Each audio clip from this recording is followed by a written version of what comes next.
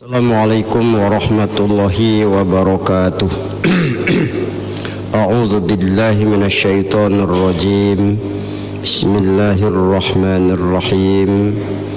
Qul in kuntum tuhibbunallaha fattabi'uni yuhibbukumullah wa yaghfir lakum dzunubakum wallahu ghafurur rahim. Hamdan wa syukran lillah. Wassalatu wassalamu ala rasulillah man la nabiyya ba'dah. Allahumma salli ala Muhammad wa ala alihi wa ashabihi ajma'in. Amma ba'du, Bapak Ibu, orang-orang tua saya yang saya muliakan, hadirin dan hadirat yang berbahagia dan yang dirahmati Allah, itu juga kaum muslimin dan muslimat, para pendengar dimanapun berada.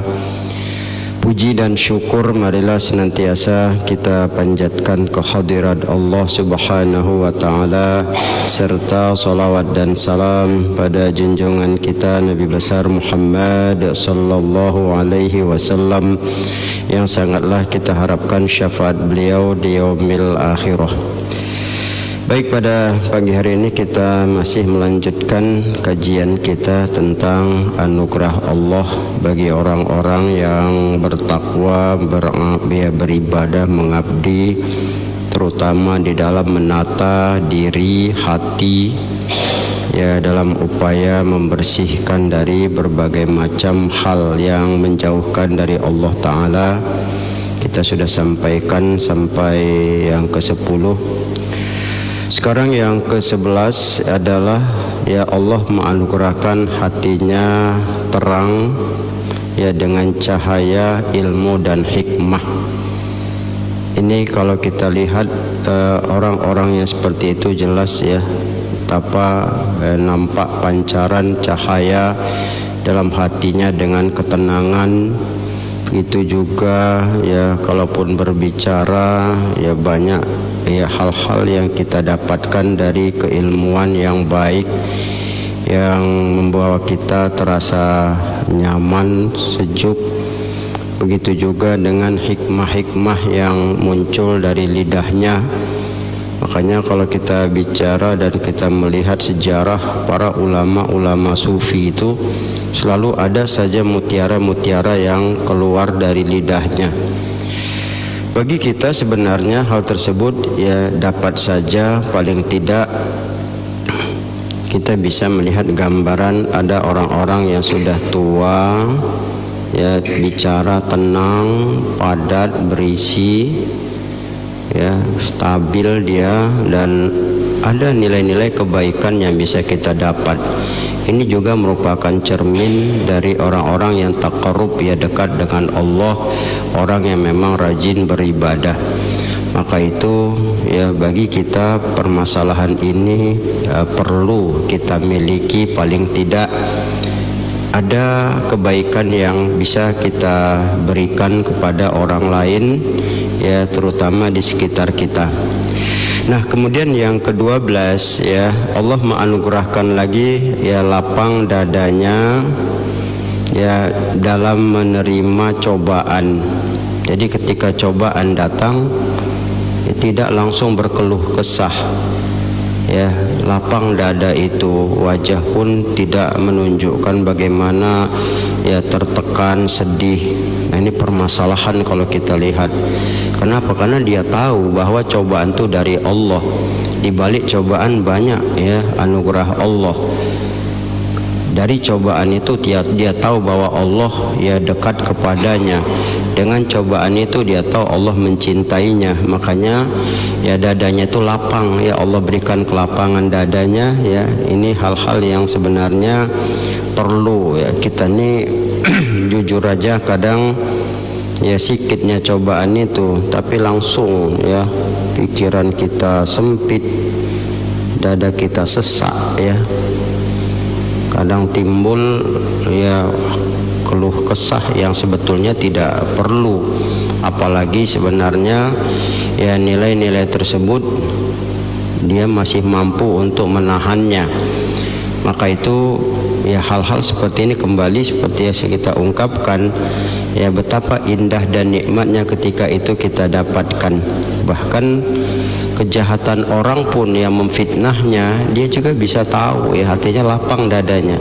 Ini orang memfitnah karena nggak paham ini orang ya membuatnya tidak nyaman, sebetulnya ya ada sifat-sifat yang buruk dalam hatinya. Untuk apalah ya kita melawaninya, untuk apa kita harus bertempur dengan kata-kata dan sebagainya yang membalas keburukannya lagi. Ini kan tidak perlu dia. Makanya kan kalau kita lihat di dalam Quran pun ya, idfa' billati hiya ahsan. Kalaupun ada terjadi perdebatan dan sebagainya, maka tolaklah dengan cara yang baik. Nah, bahkan di ayat lain juga, balaslah keburukan dengan kebaikan. Ini menunjukkan orang-orang yang kalau kita lihat ya, Allah memberikan kelapangan dada yang melihat orang lain yang memang dia pahami banyak, ya tidak paham, tidak mengerti, dan dia tahu betul orang tersebut. Makanya kembali kepada yang pertama tadi, dia diberikan ilmu dan hikmah. Nah, baru yang ke-13 adalah dihormati dan disegani masyarakat. Kita minta penghormatan itu nggak perlu dengan jabatan kita, kita tidak perlu dengan harta kita. Ketika kita menjadi orang-orang yang baik, orang yang dekat dengan Allah, Allah akan tinggikan derajat kita.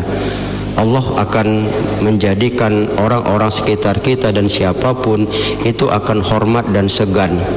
Makanya kalau kita buka dalam sejarah ya, orang-orang yang baik dulu kemanapun dia pergi ya, dia berusaha menyembunyikan dirinya, tapi ketika tahu ya, masyarakat tahu, orang mengeluh-elukannya. Nah, inilah kalau kita lihat sekarang ini kan dipaksakan ya, banyak orang memaksakan supaya dia dihormati dengan jabatan ya, dia dihormati dengan hartanya dan sebagainya. Ya, ini kan hal yang buruk ya, ketika jabatannya lepas ya, kadang kasihan ya, kita kasihan kadang-kadang nengok pejabat yang pensiun itu ya, tepuruk macam orang bodoh, macam apa, bingung mau menunjukkan powernya udah nggak laku, nggak ditunjukkan, kadang-kadang pengen dihormati. Nggak perlu ya. Kalau kita sudah dekat dengan Allah, ya Allah akan angkat. Itu permasalahannya.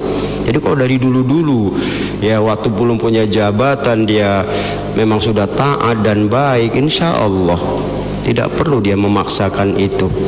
Begitu juga dengan harta. Makanya ini yang paling indah untuk ya menaikkan derajat kita di dalam kehidupan masyarakat, dekati Allah, karena Allah menentukan segalanya. Qulillahumma malikal mulki tu'til mulka man tasya wa tanzi'ul mulka mimman tasya wa tu'izzu man tasya wa tudzillu man tasya biyadikal khair. Itu kan jelas. Ya, dia memberikan kekuasaan siapa dia kehendaki, dia cabut kekuasaan dia siapa kehendaki, dia muliakan siapa dia kehendaki, dan dia hinakan. Jadi maka itu bagi kita ya, ketika kita pahami semuanya biyadikal khair, di dalam tangannya lah, artinya dalam genggaman kekuasaannya, dalam kodrat iradat kehendaknya lah ya, kemuliaan dan kehinaan itu ya, maka ambillah ya apa yang membuat kita mulia di dalam kehidupan yang diinginkan oleh Allah Ta'ala. Nah, baru yang terakhir adalah dicintai oleh masyarakat. Ya, orang senang, ya suka orang. Makanya orang-orang yang baik-baik itu insya Allah dimanapun ya, orang menyukai, menyenangi. Ya, karena pada dasarnya kalau kita lihat, ketika orang dekat dengan Allah, Allah senang kepadanya, Allah berseru para malaikat bahwa dia mencintai si fulan. Maka Jibril menyuruh seluruh malaikat penduduk langit mencintai. Imbasnya maka penduduk bumi pun ikut mencintai. Bahkan binatang buas pun jinak kepadanya itu, sampai begitu. Itu luar biasanya sebenarnya kalau kita mau pahami.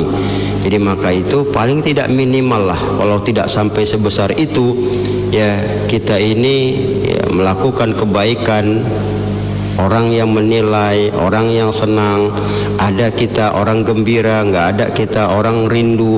Nah, ini yang perlu Ya jangan ada kita bikin suntuk, nggak ada kita orang senang. Ini kan kacau kali jadi orang. Syukur kali nggak ada si Polan itu ya, muak kali nengok mukanya itu. Ini kan udah nggak sedap kali sebetulnya dalam kehidupan yang kita jalani. Maka itu kalau pengen dicintai oleh masyarakat, dia dekatlah sama Allah. Qul in kuntum tuhibbunallaha fattabi'uni. Itu jelas. Kalau ingin dicintai Allah, ikut Rasulullah. Dengan ikut beliau, ini jelas kalau kita lihat dimanapun dan kapanpun, yakinlah kecintaan itu akan kita dapatkan tanpa memaksakan orang supaya senang dengan kita dengan cara apapun ya yang bertentangan dengan Allah Ta'ala. Apalagi dengan cara seperti tadi juga gambarannya memberi, memaksakan dan kita berpura-pura jadi orang baik. Enggak perlu. Bikinlah lillahi ta'ala, maka Allah juga tahu